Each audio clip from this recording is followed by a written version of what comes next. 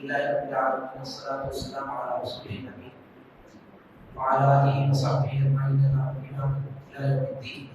وبعد، قال الله تعالى في محكم تنزيله: أعوذ بالله من الشيطان الرجيم، بسم الله الرحمن الرحيم، يا أيها الذين آمنوا اتقوا الله ولتنظر نفس ما قدمت لغد واتقوا الله إن الله خبير بما تعملون.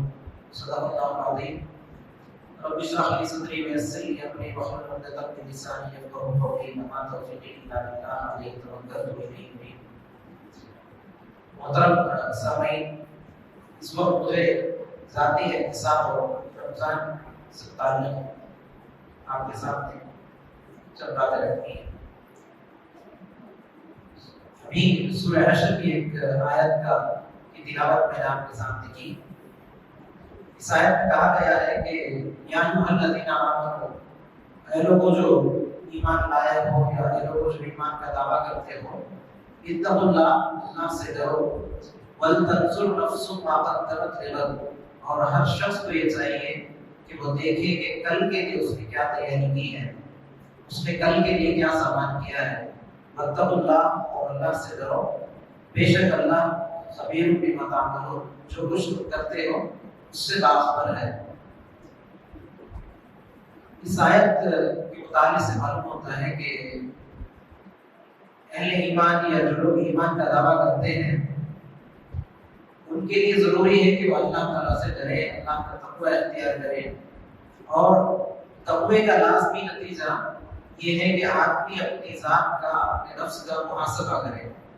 وَلْتَنْظُرْ نَفْسٌ مَا قَدَّمَتْ لِغَدٍ، قرآن کی تعبیر اس کا مطلب یہی ہے کہ آدمی محاسبہ نفس کرے، آدمی سیلف انٹروسپیکشن کرے، سیلف اسسمنٹ کرے، احتساب نفس کرے.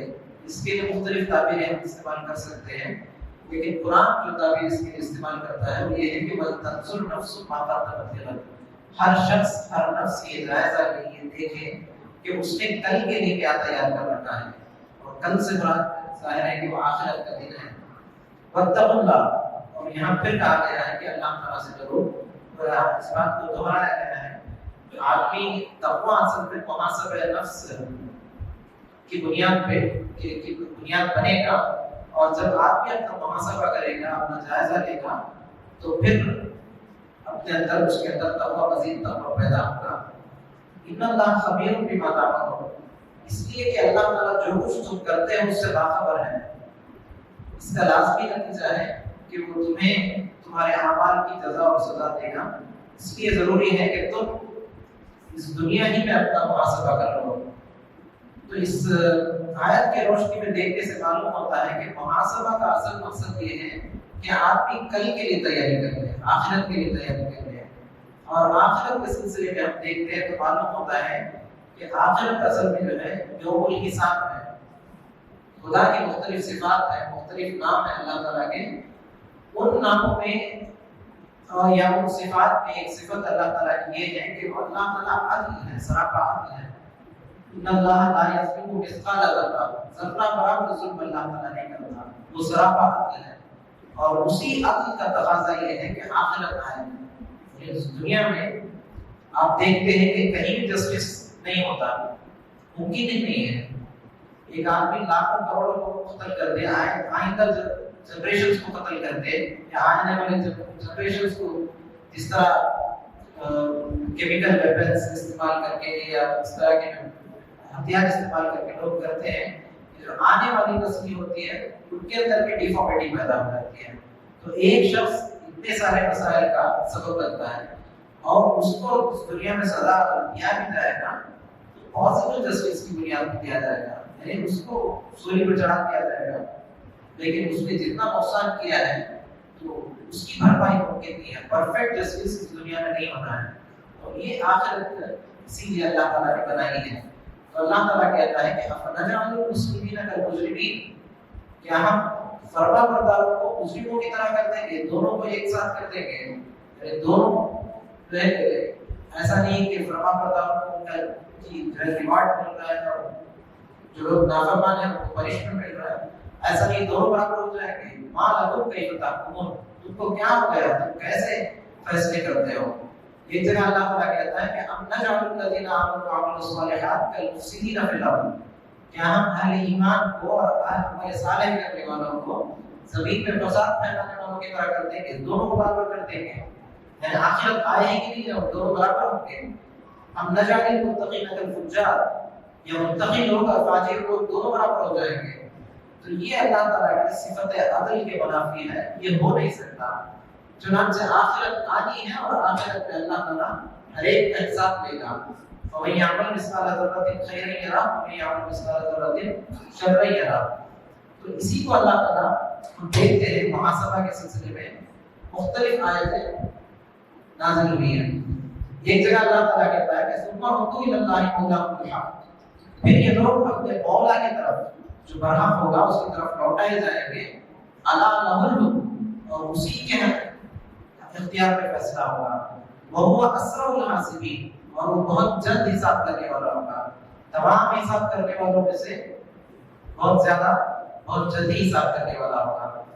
دوسری جگہ اللہ تعالیٰ کہتا ہے کہ وَنَضَعُ الْمَوَازِينَ الْقِسْطَ، ہم ترازو رکھیں گے جو قسط پر مبنی ہوگا، عدل پر مبنی ہوگا قیامت کے دن، یوم القیامہ، فَلَا تُظْلَمُ نَفْسٌ شَيْئًا، کسی نفس پر ذرہ برابر بھی ظلم اس وقت نہیں ہوگا، وَإِنْ كَانَ مِثْقَالَ حَبَّةٍ مِّنْ خَرْدَلٍ، ایک رائی کے دانے کے برابر بھی کوئی چیز ہو تو اس کو بھی ہم لے آئیں گے، عطینا بہا، چاہے وہ برائی ہو چاہے وہ بھلائی ہو، وَكَفَىٰ بِنَا حَاسِبِينَ، اور حساب لینے کے لیے ہم کافی ہیں۔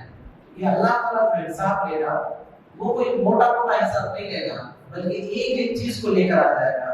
قرآن منظر کشی کرتا ہے، کفار جب دیکھیں گے، مجرمین جب دیکھیں گے تو کہیں گے کہ ما هذا الكتاب، یہ کیسا اعمال نامہ ہے، لا یغادر صغیرۃ ولا کبیرۃ الا احصاها، نہ کوئی چھوٹی چیز چھوڑتی ہے نہ بڑی چیز چھوڑتی ہے، تمام چیزوں کا احاطہ اس نے کر لیا ہے۔ تو اس طرح کا حساب اللہ تعالیٰ کا ہوگا۔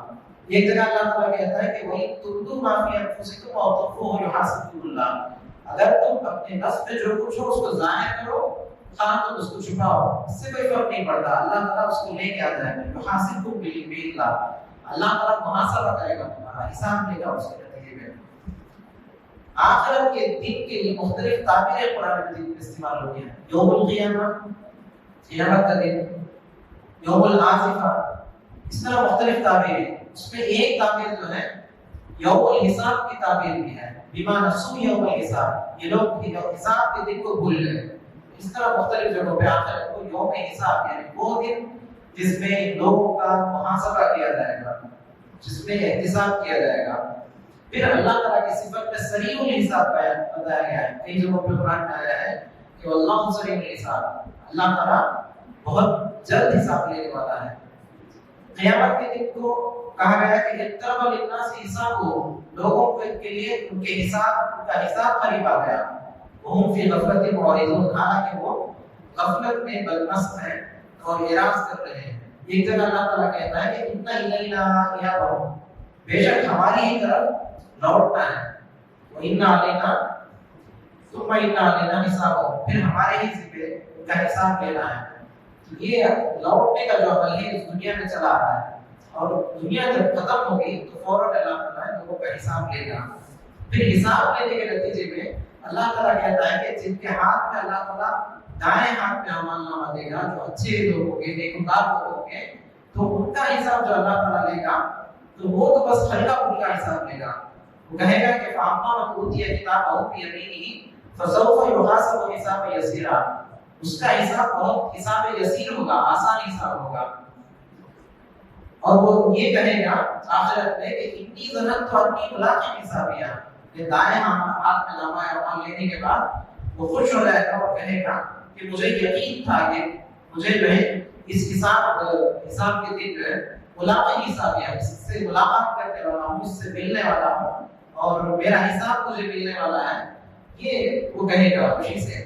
جبکہ جب کافر ہوگا یا وہ شخص جس کے دائیں ہاتھ میں نامہ اعمال دیا جائے گا، وہ کہے گا کہ غلط بدری ما حسابیہ، مجھے معلوم ہی نہیں تھا کہ میرا حساب کیا ہے۔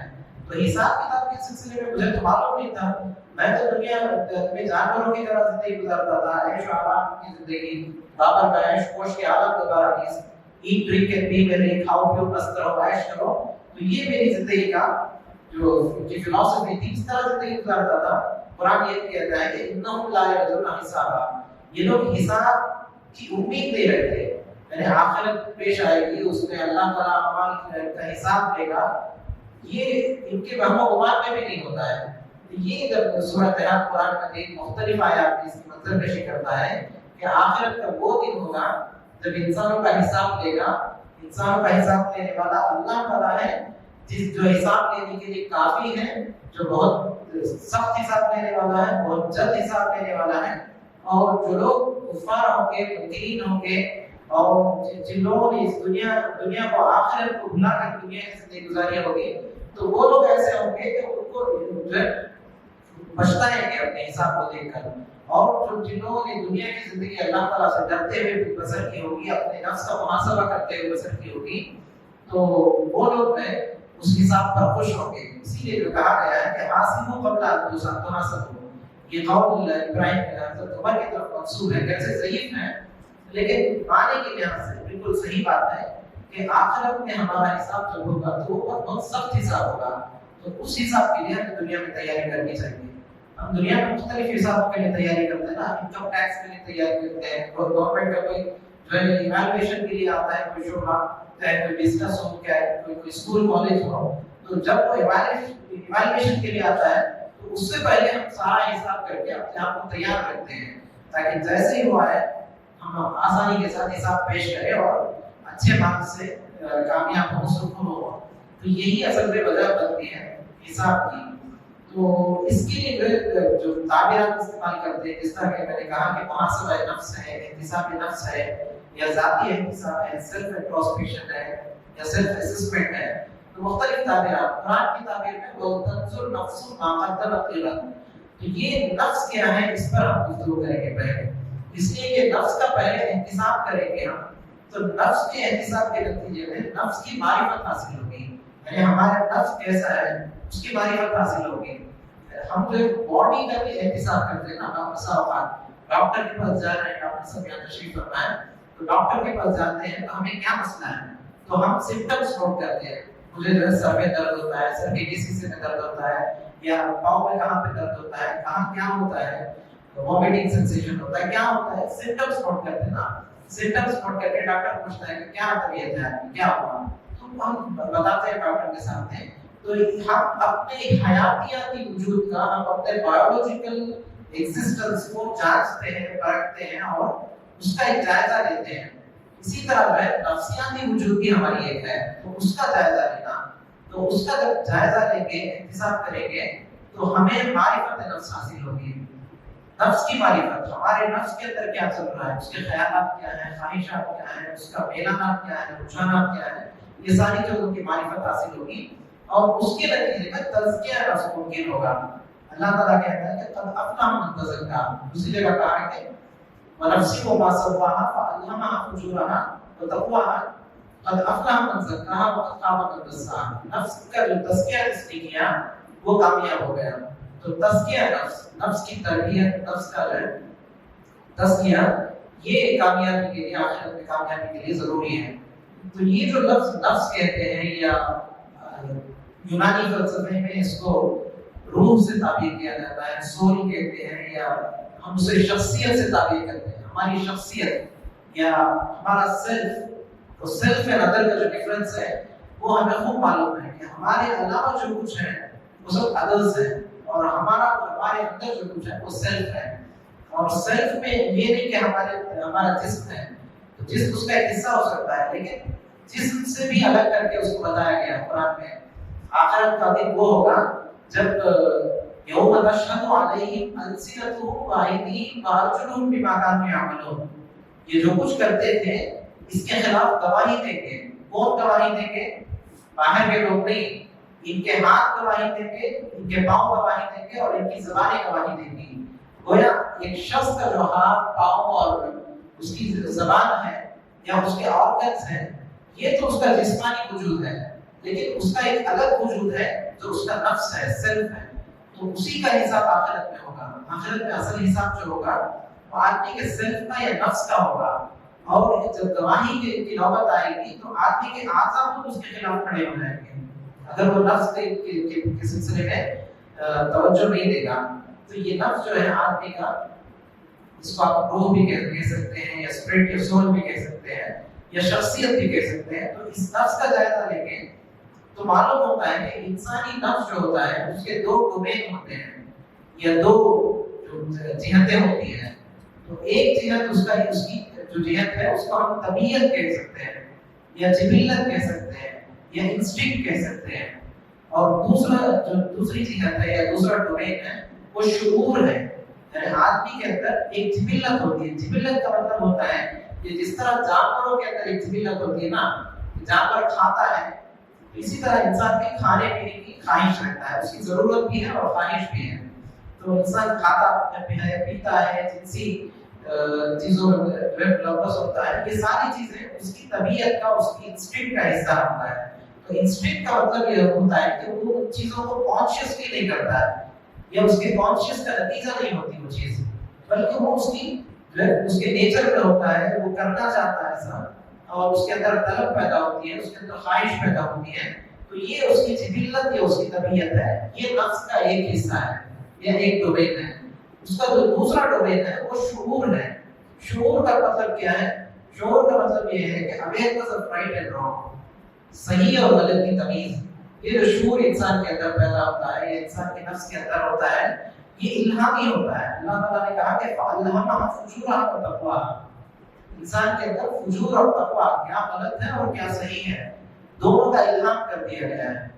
تو جانتا ہے کہ آپ کیا چیز کیا صحیح ہے اور غلط کیا ہے. یہ دو چیزیں ہیں. تو شعور وہ چیز ہے جو انسان کو جانوروں سے الگ کرتی ہے. جبلت میں جانوروں کے ساتھ کامن ہے انسان. اسی لیے کفار کے بارے میں کہا گیا، قرآن کہتا ہے کہ الذین یأکلون ویتمتعون کما تأکل الانعام، یہ لوگ اس طرح کھاتے ہیں اور مزے کرتے ہیں جس طرح جانور کھاتے ہیں.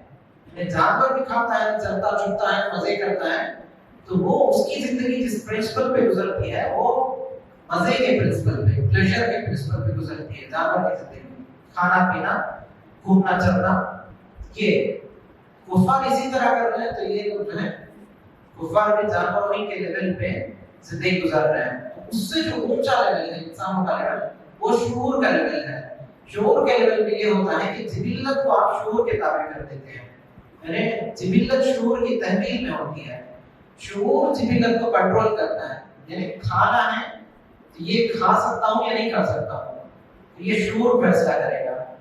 جبلت تو یہی کہے گی کہ کھا لو، ہے نا. رمضان میں آپ کے سامنے جو ہے من پسند غذائیں رکھی ہوئی ہوتی ہے، نہیں کھاتے تو کیوں نہیں کھاتے؟ آپ کا شعور کہتا ہے کہ نہیں کھانا ہے. آپ کی جبلت یہ کہتی ہے، طبیعت یہ کہتی ہے کہ کھا لو. خواہش پیدا ہوتی ہے، ضرورت پیدا ہوتی ہے، بھوک ہے، پیاس ہے، لیکن نہیں کھا رہے. اس لیے کہ شعور کا فیصلہ یہ ہے کہ یہ غلط ہے. تو جبلت جس اصول پہ آپریٹ کرتی ہے وہ مزے کا اصول ہے، وہ پلیزر کا اصول ہے، لذت کا اصول ہے، خواہش کا اصول ہے، ڈیزائر کا اصول ہے. اس اصول پہ انسانوں کی جبلت جس طرح جانوروں کی جبلت ہوتی ہے اسی اس بنیاد پہ آپریٹ کرتی ہے.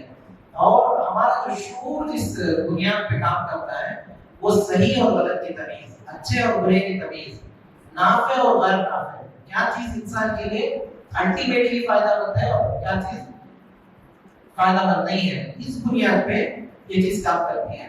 یہ اصل میں انسان کے اندر دونوں کے اندر ایک کشمکش ہوتی رہتی ہے. قرآن نے اسی کو نفس امارہ اور نفس لوامہ سے تعبیر کیا. یہ جو جبلت ہوتی ہے یہ اصل میں نفس امارہ ہے. یہ آدمی کو حکم دیتی ہے برائی کا. ان النفس لامارۃ بالسوء، یوسف علیہ السلام نے کہا نا کہ بے شک وما ابرئ نفسی. یوسف علیہ السلام کا کمال دیکھیے کہ پہلے تو عزیز مصر کی بیوی نے ان کو رکھایا، وہ جب نہیں مانے تو اس نے اس سوسائٹی کی جتنی ایلیٹ کلاس کی عورتیں ہیں سب کو جمع لیا اور سب نے مل کے جو ہے ڈورے ڈالے یوسف علیہ السلام پہ. اور یوسف علیہ السلام جو ہے اس پر بھی نہیں مانے اور کیا سرنڈر نہیں کیا، بلکہ اپنے شعور کو انہوں نے حوالہ بنایا. یعنی انہوں نے کہا کہ کیا ہے روایت کے انہو لا یفلح الظالمون ان ربی احسن مثوای انہو لا یفلح الظالمون ولقد ہمت به وهم بها. یعنی طبیعت کے اندر یہ پیدا ہوا میرا لیکن فوراً ان کے شعور نے یہ کہا کہ انہو لا یفلح الظالمون، جو لوگ ظالم ہوتے ہیں وہ کامیاب نہیں ہوتے. میرے رب نے میرے مقام بہت بلند کیا ہے، میرے لیے ضروری ہے کہ میں اس کا لحاظ رکھوں. تو وہ اس میں کامیاب ہوئے، اور کامیاب ہونے کے بعد جو ہے کس طرح کامیاب ہوئے؟ بہت سارے مسائل کا سامنا کرنا پڑا، جیل جانا پڑا، اس کی سختیاں جھیلنی پڑی، ایک لمبی مدت جیل میں گزارا. اس کے بعد جب جیل سے نکل کر آئے یوسف علیہ السلام، تو اس وقت بھی جو ہے یہ نہیں کہا کہ میں تو بڑا متقی ہوں، پاسدار ہوں، دیکھو اتنی عورتوں نے مجھے بچایا اور ایلیٹ کلاس کی عورتیں، اور میں غلام تھا ان کے پاس، لیکن میں بچ کر نکل کے آیا. یہ نہیں کہا. انہوں نے جو بات کہی وما ابرئ نفسی، میں اپنے آپ کو اپنے نفس کو بری نہیں قرار دیتا. ان النفس لامارۃ بالسوء، بے شک نفس امارۃ بالسوء، برائی کا بہت زیادہ حکم دینے والا ہے. الا ما رحم ربی، الا یہ کہ میرا رب اس پر رحم کرے. تو میں اگر بچ کے آیا ہوں ان سے تو یہ میری رحمت ہے، اس نے مجھ پہ رحم کیا تو اس سے بچ کر آیا. تو نفس میں ایک وہ نفس ہوتا ہے جو برائیوں کا حکم دیتا ہے، جس کو ہم طبیعت، جبلت، انسٹنکٹ کہہ سکتے ہیں. امارۃ بالسوء، برائی کا حکم دینے والا. اور جو دوسرا اس کا ڈائمنشن ہے وہ نفس لوامہ ہے، جسے ضمیر بھی ہم کہہ سکتے ہیں، کانشیس کہہ سکتے ہیں، یا شعور کہہ سکتے ہیں. وہ یہ کام کرتا ہے کہ لا اقسم بیوم القیامہ ولا اقسم بالنفس اللوامہ، قیامت کے دن کی قسم، نفس لوامہ کی قسم. آدمی کے اندر ضمیر موجود ہے جو اس کو کچو کے لگاتا ہے، جو اس کو بتاتا ہے کہ کیا صحیح ہے اور کیا غلط ہے، کیا کرنا ہے کیا نہیں کرنا ہے. یہ نفس لوامہ ہے. تو ان دونوں کے درمیان برابر کشمکش چلتی رہتی ہے، اور اسی کشمکش کو مجاہدہ نفس کا نام دیا جاتا ہے. یعنی مجاہدہ نفس کیا ہے؟ نفس سے جنگ کرنا، نفس کے ساتھ جہاد کرنا. ایک یہ ہوتا ہے کہ نفس کو مار ڈالنا، یہ صوفیوں کے یہاں یا راہبوں کے یہاں ہوتا ہے. تو وہ ایسے جو ریاضتیں کرتے ہیں جن کے نتیجے میں نفس کو بالکل مار ڈالتے ہیں. تو یہ اسلام میں مطلوب نہیں ہے. اللہ کے رسول سے کچھ لوگ آئے اور انہوں نے کہا کہ اللہ کے رسول تو ان کا مقام بہت بلند ہے، تو اس لیے روزہ رکھتے بھی ہیں چھوڑتے بھی ہیں. روزانہ میں روزہ رکھوں گا. تو اللہ کے رسول نے منع کیا کہ میں روزہ رکھتا بھی ہوں اور ایک دن چھوڑتا بھی ہوں. ایسا نہیں کہ پورا سال بھر کا روزہ میں رکھوں، ایسا نہیں ہے. یہ رحمانیت کو اسلام نے ڈسکریج کیا ہے. تو اس میں یہ ہوتا ہے کہ نفس کو مار دینے کی بات ہوتی ہے، لیکن اسلام میں نفس کو مارنے کی یا نفس خوشی کی بات نہیں ہوتی. مجاہدہ نفس کے ساتھ جہاد یا نفس کے ساتھ جنگ کرنے کی. سرکش گھوڑا ہوتا ہے، گھوڑے کو مار دینا آسان ہوتا ہے، گھوڑا مر جائے گا کوئی مسئلہ نہیں ہے. لیکن گھوڑے کو سلانا، اس کو ٹیم کرنا، اس کو اپنے قابو میں کرنا، یہ بہت مشکل کام ہوتا ہے. اور یہی اصل میں اسلام مجاہدہ نفس کے سلسلے میں کہتا ہے. تو یہ انسان کی پوری زندگی میں انسان کا جو کیریکٹر بنتا ہے، اس کے جو بیہیویئرز ہوتے ہیں، تو اس میں یہ ہوتا ہے کہ آدمی کے اندر جب نفس امارہ غالب ہو جاتا ہے، نفس لوامہ پر، یا طبیعت یا جبلت یا اس کا جو حیوانی وجود ہے یا اس کا جو انسٹنکٹ ہے وہ اس کے شعور پر جب غالب آ جاتا ہے تو اس کے اندر اخلاق رذیلہ پیدا ہوتے ہیں. آدمی جھوٹ بھی بولتا ہے، دھوکہ بھی دیتا ہے، اور صحیح غلط کی تمیز کے بغیر کھاتا بھی ہے، تلفی بھی کرتا ہے، اور سستی بھی کرتا ہے، کاہلی بھی کرتا ہے. تو تمام جو برے اخلاق ہیں، جو برے کیریکٹرز ہیں، آدمی کے اندر اس وقت پیدا ہوتے ہیں جب وہ اس شعور کو دبا دے اور اس کے اندر جو حیوانی وجود ہے یا اس کی جو جبلت ہے یا اس کی جو طبیعت ہے وہ اس پر غالب آ جائے. اگر اس کی طبیعت کو یا جبلت کو اپنے شعور کے تابع ہو کر لیتا ہے تو اس کے نتیجے میں اس کے اندر اعلیٰ اخلاق پیدا ہوتے ہیں. تو یہ اصل میں انسان کی پوری جو ہے زندگی میں نفس کا جو کشمکش ہوتی رہتی ہے وہ ہوتی رہتی ہے. اسی کے نتیجے میں اسی کو تزکیہ نفس بھی کہتے ہیں. تزکیہ نفس کا مطلب یہی ہوتا ہے کہ آدمی اپنی جبلت کو اپنے شعور کے تابع کر لے. یعنی آدمی کے اندر جو حیوانی جو جذبات ہیں یا حیوانی خواہشات ہیں ان کو اپنے شعور کے تابع کر لے کہ یہ چیز صحیح ہے اور یہ غلط ہے. اتنا میں کر سکتا ہوں، اس کے آگے میں نہیں جا سکتا. اس کو حدود آشنا بنانا، اس کو لمٹ کے اندر رکھنا، یہ چیز اصل میں اسی کو تزکیہ نفس کہتے ہیں. تو معرفت نفس کا اصل جو مقصد ہوتا ہے وہ اصلاح نفس اور تربیت نفس ہوتا ہے، تزکیہ نفس ہوتا ہے. تو اس میں آپ کن چیزوں کی تربیت کریں گے؟ محاسبہ نفس جب کریں گے تو کن چیزوں کا محاسبہ کریں گے؟ آدمی جب फिजिकल अपीयरेंस को ठीक करना चाहता है, यानी आप किसी इंटरव्यू के लिए जा रहे हैं या ऑफिस के लिए जा रहे हैं, काम के लिए जा रहे हैं, तो आप क्या करते हैं, एक मिरर के सामने खड़े होते हैं। तो मिरर के सामने खड़े होके देखते हैं कि बाल ठीक है या नहीं है, शर्ट ठीक है, शर्ट और पैंट जो मैच हो रहे हैं, मुख्तलिफ चीजों को देखता है ना, फिजिकल अपीयरेंस को ठीक ठाक करके वो बाहर निकलता है। इसी तरह जो है आदमी का जो अंदर का वजूद है या आदमी का जो नफ्स है, उसका मुहासबा अगर करना चाहिए, तो उसके लिए क्या मिरर है, उसके लिए मिरर कुरान मजीद है। तो कुरान मजीद की रोशनी में आदमी देखेगा कि कुरान मजीद ये कहता है कि ये मोमिन की सिफात है, क्या मेरे अंदर ये सिफात पाई जाती है।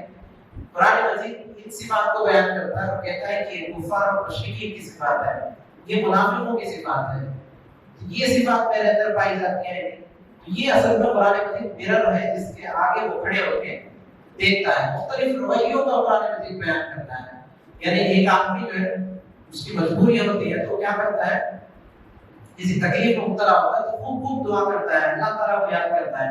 जैसे ही अल्लाह ताला उसकी तकलीफ को रफा कर देता है तो मर्रा का अल्लाह यदौना बिलम्स, ऐसे रवैया अख्तियार करता है कि कोई उसने पुकारा ही नहीं, तो इतना वो जो है घमंडी हो जाता है। तो ये एक रवैया है इंसान का। क्या ये रवैया मेरे अंदर पाया जाता है? क्या मैं जब तकलीफ में मुब्तला हूं तब तो खुदा याद आता है, जब आराम से होता हूं, आसाइश मुयस्सर होती है तो खुदा भूल जाता हूं? क्या ये रवैया मेरे अंदर है? तो कुरान मजीद को मिरर बना के हम अपना जायजा लें। कुरान मजीद के अंदर जिन रवैयों का बयान है, जिन कैरेक्टर्स का बयान है, तो उनको सामने रख के हम देखें कि हमारे अंदर क्या चीजें हैं। हम अपने ख्यालात का जायजा लें, यानी हमारे अंदर ख्यालात के जो धारे पैदा होते हैं, मुख्तलिफ इंसान के अंदर मुख्तलिफ ख्यालात जो है मुसलसल पैदा होते रहते हैं। ऐसा नहीं कि ज़हन हमेशा खाली रहता है। किसी भी चीज को हम देखते हैं तो फौरन ऑब्जेक्ट को देखने के नतीजे में एक ख्याल पैदा हो जाता है।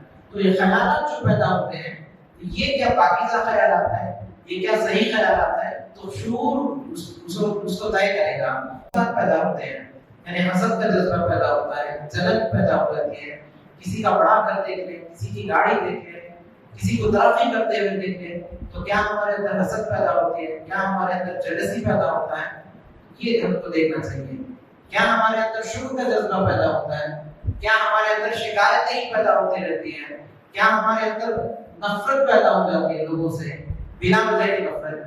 मोहब्बत कब पैदा होती है हमारे अंदर, किस चीज से मोहब्बत पैदा होती है? मोहब्बत भी एक इमोशन है ना, तो किस चीज से? अल्लाह ताला की मोहब्बत ज्यादा है या माल की मोहब्बत है, चीजों की मोहब्बत है, लव ऑफ थिंग्स है। इस तरह मुख्तलिफ जो पैरामीटर्स को रखकर हमें अपने इमोशंस को भी जानना चाहिए, जांचना चाहिए। एक इमोशन जो है आदमी के अंदर खौफ का इमोशन है, डर का इमोशन है। मेरे अंदर डर कब पैदा होता है? क्या मेरे अंदर मुस्तकबिल का खौफ है? ये तवक्कुल की जिद है। ईमानी जज्बात, ईमान के नतीजे में जो जज्बात पैदा होते हैं, वो शुक्र का जज्बा है, तक़वा का जज्बा है, तवक्कुल का जज्बा है। तो क्या ये जज्बात मेरे अंदर पाए जाते हैं? तो ख्यालात के सतह पे और जज्बात के सतह पे अपना जायजा लें। फिर अमल के सतह पे मैं जो अमल करता हूँ तो वो अमल क्या है, सही है या गलत है, मेरे शऊर में क्या फैसला है। इसी तरह से अखलाक का जायजा लें, अपने रवैयों का जायजा लें, अपनी ख्वाहिशात का जायजा लें। ख्वाहिशात इंसान के अंदर हर रात पैदा होती रहती है। मिर्ज़ा गालिब ने कहा ना कि हजारों ख्वाहिशें ऐसी कि हर ख्वाहिश में दम निकले। तो आप इंसान कुछ भी देखता है तो ख्वाहिश पैदा हो जाती है। किसी के पास कोई मोबाइल देख लिया तो उसकी ख्वाहिश पैदा हो, ये मॉडल होना चाहिए। किसी के पास कार देख ली तो वो ख्वाहिश पैदा हो जाती है। तो ख्वाहिशात पैदा होती रहती हैं। तो ख्वाहिशात को भी इवैल्यूएट करें, क्या ये ख्वाहिश मुनासिब है, क्या ये ख्वाहिश ठीक है, क्या ये जायज है। एक चीज जायज भी हो सकती है लेकिन इसराफ के दायरे में हो सकती है। ये सब चीजें देखनी चाहिए। बस पर्सनल रिफ्लेक्शन जो इंसान करेगा। इसी तरह जिंदगी का जो मुख्तलिफ डोमेन्स हैं, अपने खलवत में मैं कैसे रहता हूँ, प्राइवेसी में, सॉलिट्यूड में, इसी तरह मैं अपनी फैमिली लाइफ में कैसे रहता हूँ उसका जायजा, अपनी माशी जिंदगी में जब मैं बाजार जाता हूँ, मार्केट जाता हूँ या गैलरी जाता हूँ तो वहाँ लोगों के साथ मेरा क्या सलूक होता है, लेन देन में मैं कैसा रहता हूँ, मैं वादा खिलाफी करता हूँ या नहीं, वादा निभाता हूँ, झूठ बोलता हूँ या दूसरों का माल किसी भी शक्ल में गलत तरीके से, बातिल तरीके से क्या मैं खाता हूँ। तो ये जायजा इंसान ले। اسی طرح اجتماعی زندگی میں مختلف رویوں کا جائزہ انسان کو لینا چاہیے. یہ سارے چیزیں جو قرآن کے روشنی میں آپ دیکھے گا مختلف ڈومینز ہیں انسان کی زندگی کے جن میں آدمی کو اپنے نفس کا اپنی ذات کا محاسبہ کرنا چاہیے. اس وقت ہم دیکھتے ہیں تو عام طور پر ہم لوگ اپنی ذات کے محاسبے سے غافل ہوتے ہیں. تو اس کی وجہ کیا ہو سکتی ہے؟ اس کی مختلف وجوہات ہو سکتی ہیں.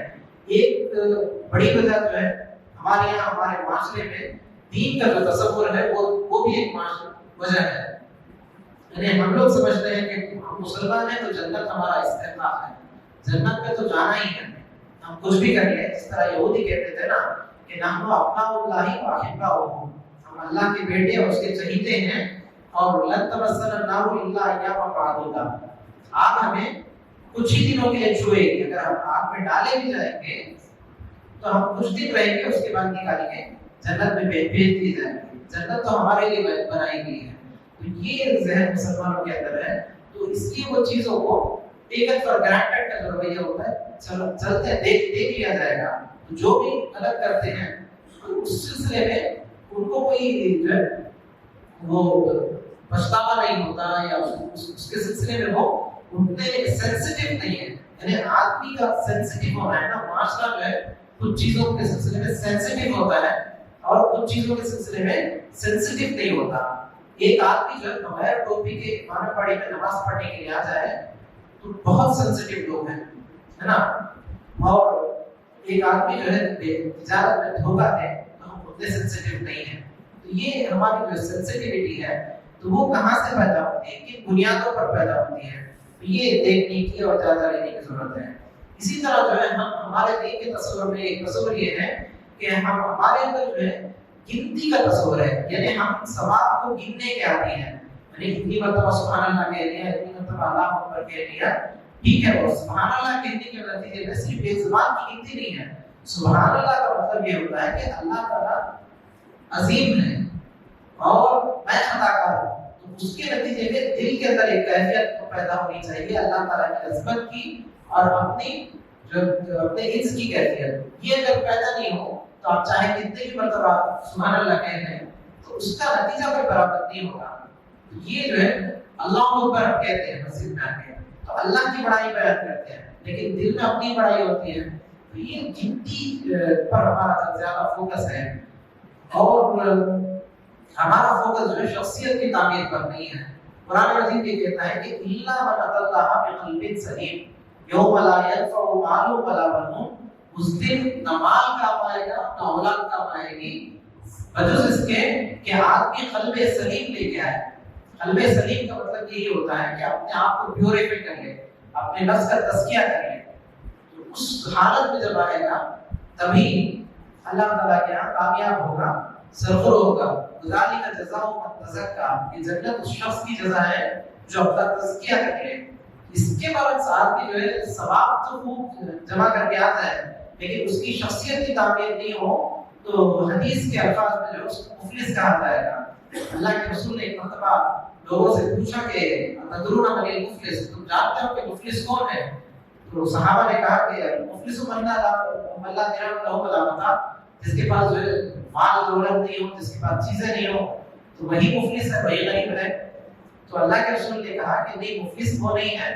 المفلس من امتی یاتی یوم القیامہ بصلاۃ وزکاۃ وصیام, میری امت کا مفلس قیامت کے دن وہ ہوگا جو نمازیں لے کر آئے گا, زکات لے کر آئے گا, اور ساری چیزیں جو نفلی چیزیں ہیں فرض تو لے کے آنا ہی ہے لیکن اس کے علاوہ خوب لے کے آئے گا. وہ بہت نفل نمازیں اس کی ہوں گی, عمرے اس نے کی ہوں گے, یہ ساری چیزیں حسنات اس نے جمع کر کے رکھی ہوں گی. اور اس کی حالت کیا ہوگی کہ وہ یاتی قد شتم آتا, کسی شخص کو اس نے گالی دی ہوگی, کسی شخص کا مال کھایا ہوگا, وعدل مال آتا وسفک دم آتا, کسی کا خون بہایا ہوگا. یہ سارے کام اس نے کیے ہوں گے. تو اس کا کیریکٹر جو ہے اس میں شعور کی بجائے اس کی جبلت کے تابع ہو رہا ہوگا, یعنی حیوانی وجود کے مطابق تھا اور سارے غلط کام اس نے کیے, لیکن ساتھ میں جو ہے نفل نمازیں بھی ہیں, نفل روزے بھی ہیں, نفل عمرے بھی ہیں, یہ ساری چیزیں بھی ہیں. تو اس حالت میں جب وہ آئے گا تو اللہ تعالیٰ کیا کرے گا, جو لوگ مظلوم ہوں گے، جس پر اس نے ظلم کیا ہوگا، تو اس کے حسنات میں اسے اٹھائے گا اور ان لوگوں کو دے دے گا اللہ تعالیٰ۔ تو اتنی نفل نمازیں پڑھی ہیں، اس کا ثواب لے کے اس کو دے دیا، اتنے روزے رکھے نفل روزے، تو اس کا ثواب اس کو دے دیا۔ فلاں شخص آیا، اس نے کہا کہ میرے ساتھ اس نے یہ معاملہ کیا، تو اس کے نماز روزے سب ختم ہو گئے، اس کے ثواب اب بچا کیا؟ تو اس کی جو گناہ تھے، جو مظلوم ہوگا اس کے گناہ اٹھا کے اس کے سر ڈال دیا جائے گا اور وہ جو جہنم میں ڈال دیا جائے گا۔ تو یہ شخص مفلس ہوگا۔ یہ جو ہمارے اندر دین کا تصور ہے، وہ اپنی شخصیت کے تعمیر کے بجائے گنتی، ہم چیزوں کو گن کے کرنے کے عادی ہیں۔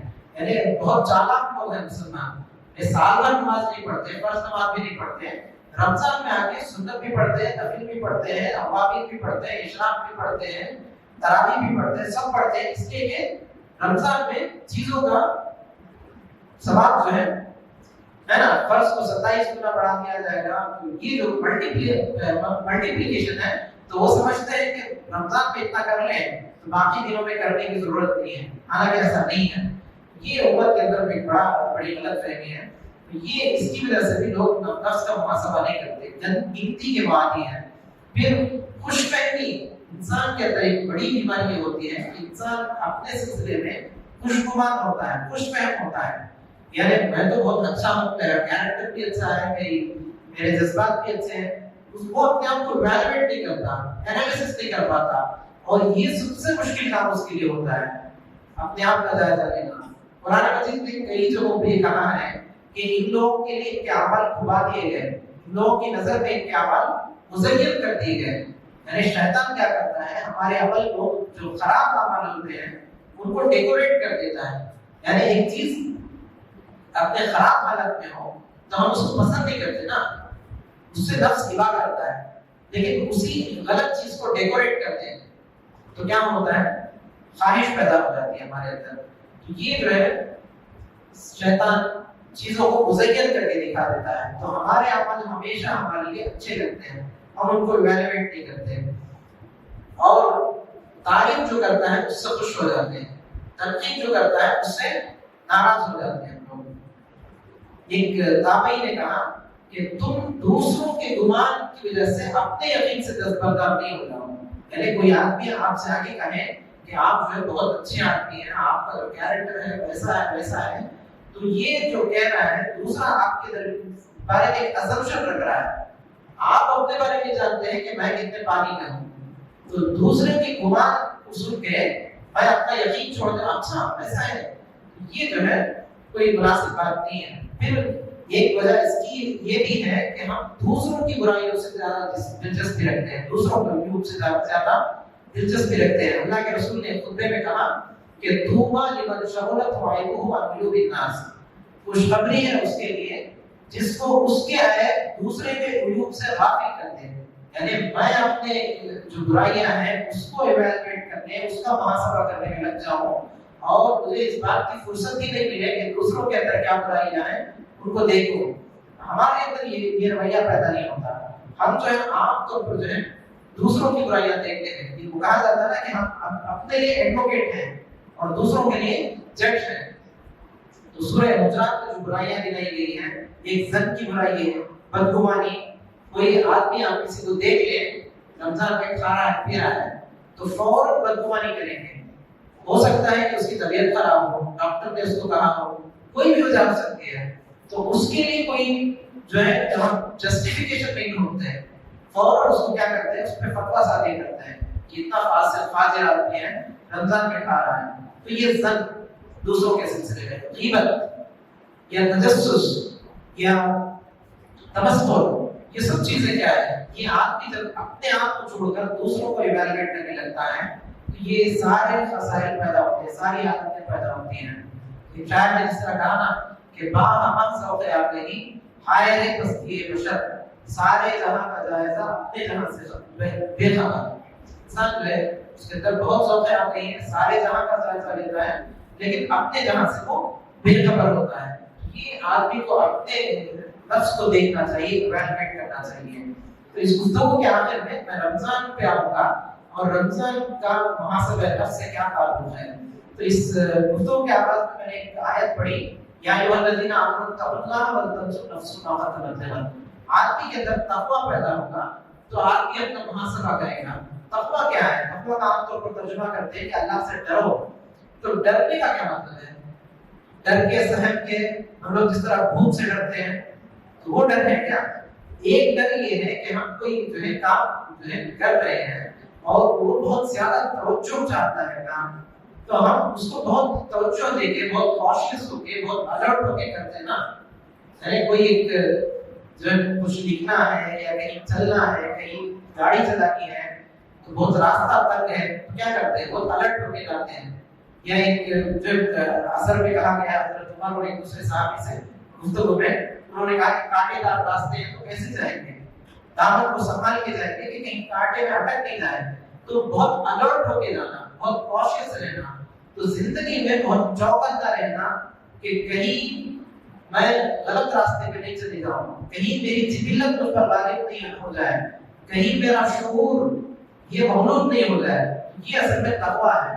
تو رمضان کے سلسلے میں روزوں کے بارے میں کہا گیا کہ لعلکم تتقون. روزے کی فرضیت کا جو مقصد ہے وہ یہ ہے کہ تقویٰ پیدا کرنا. اور تقویٰ یعنی جو الرٹنس ہے، جو آدمی کوشش رہے گا اپنی زندگی کے سلسلے میں، تب جو ہے اپنا محاسبہ بھی کر سکے گا، اپنا جائزہ بھی لے سکے گا. تو یہی تعلق دراصل رمضان اور محاسبے میں. روزے میں کیا کیا جاتا ہے؟ آپ دیکھتے ہیں کہ جبلت کو کمزور کر دیا جاتا ہے. آدمی کا جو حیوانی وجود ہے وہ کھانا پینا چاہتا ہے لیکن اس کو بند کر دیا جاتا ہے. صبح میں جو ہے سحری کا وقت ختم ہو گیا تو اس کے بعد سے تم نہیں کھا سکتے. یہ تمہاری جبلی تقاضے جو ہیں، تمہارے حیوانی تقاضے ہیں، تو ان کو روک دیا گیا اور تمہارا جو شعور ہے اس کو مضبوط کیا گیا. یہ نہیں کھانا ہے، اللہ تعالیٰ نے منع کیا تو اس لیے نہیں کھا رہا ہے. تو یہ جو ٹریننگ دی جاتی ہے شعور کو مضبوط کرنے کی اور جبلت کو کمزور کرنے کی، نفس لوامہ کو یہاں مضبوط کر دیا جاتا ہے اور نفس امارہ کو یہاں پہ کمزور کر دیا جاتا ہے.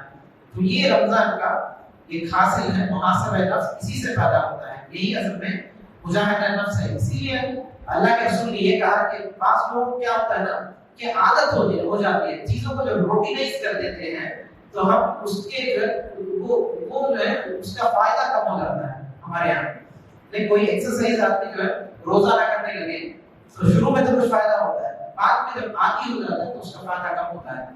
یہ جو روٹینائز روزے کی عادت ہمارے اندر پیدا ہو گئی تو اس میں جو ہے ہمارے غیر شعوری طور پر ہم بھوکے رہتے ہیں.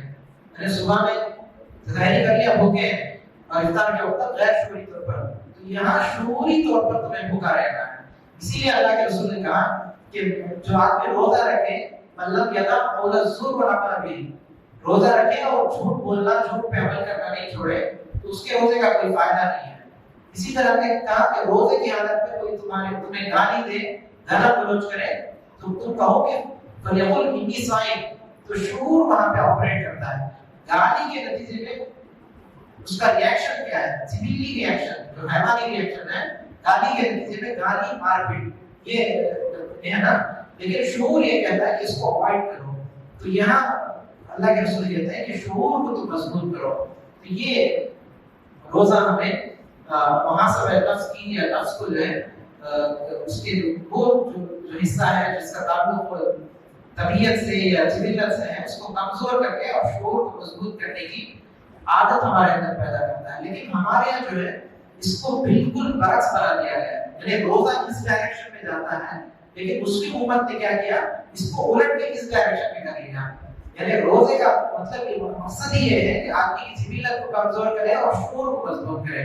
لیکن ہم نے جو ہے بالٹی میں سوراخ ڈال دی، بکٹ میں سوراخ کو تو پانی کتنا ہی بھریا لیک ہوتا رہتا نا.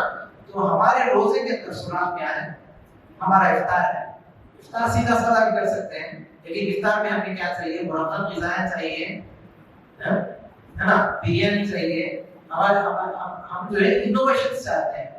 مارکیٹ میں کہیں بھی مسلم کا جو پاپولیشن ہو تو وہاں مارکیٹ میں آپ چلے جائیے، سادہ دنوں کے بالمقابل رمضان میں ایک دوسری رمضان کے رونق بولتے ہیں نا، تو اتنی غذائیں ہوتی ہے دسترخوان پر یا دکانوں پہ، سب لا کے ہم رکھتے ہیں. صبح سے بھوکے ہیں، ہم نے اپنی جبلت کو کمزور کیا، شعور کو مضبوط کیا اور جیسے کھانے پہ ٹوٹ پڑتے ہیں لذت و چٹکاؤں کا شوق، تو یہ سارا جو فائدہ ہے الٹا جو ہے نقصان میں بدل جاتا ہے.